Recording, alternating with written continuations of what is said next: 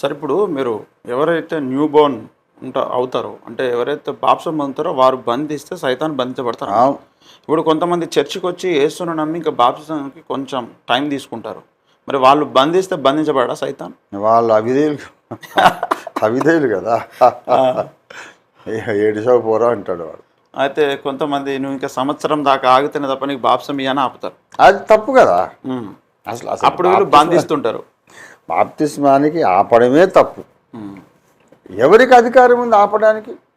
ఈ పాస్టర్లు ఆపుతున్నారు. తప్పు కదా. ఇప్పుడు ఇథియోపియుడు అనే నపుంసకుడు కందాకెరా అని ఆర్థిక మంత్రి, ఇదిగో నీళ్లు నాకు బాప్తిస్మం ఇచ్చారు, ఆటంకం ఏమి అని అడిగితే ఏం ఆటంకం లేదు, యేసు దేవుని కుమారుడిని విశ్వసిస్తే నువ్వు పొందొచ్చని ఇచ్చేశాడా, లేకుంటే ఇంకో ఏడాది పాటు ఆగమని చెప్పాడా?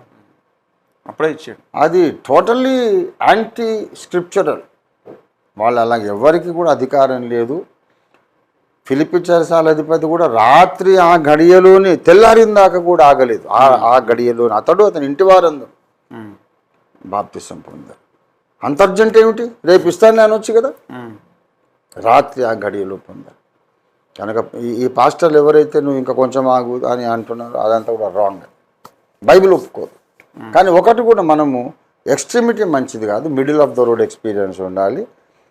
ఎవరు పడితే వాళ్ళు రాగానే ఇవ్వడం కాదు, కొంచెం అబ్జర్వ్ అయితే చేయాలి. ఎందుకంటే ఈ రోజుల్లో కొంతమంది మతోన్మాదులు కూడా వచ్చి బాప్తిస్మానికి వచ్చి తర్వాత వీడు నన్ను బలవంతంగా బాప్తిస్మం ఇచ్చాడని మన మీద కంప్లైంట్ ఇచ్చి ఇలాగా యూపీలో చాలామందిని అట్లా జైల్లో పెట్టారు.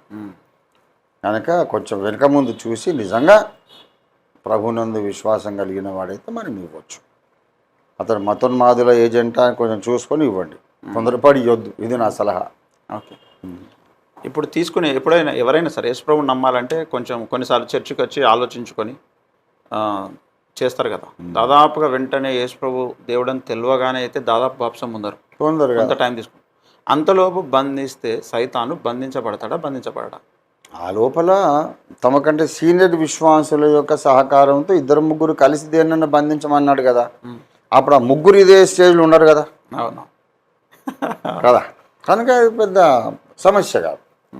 వీడొక్కడు బాప్తిస్మం డిలేడ్ అయి ఉండొచ్చు. అయితే ఇద్దరు లేక ముగ్గురు కలిసి ఏదైనా బంధిస్తేనే బంధిస్తానన్నారు కదా. వీడికి ఉన్నటువంటి డిలేడ్ బాప్టిజం అనే సిచ్యువేషన్లో ముగ్గురు అయితే ఉండరు కదా. ఉండరు. ఓకే, అట్లా చేయాలా? Okay sir, thank you.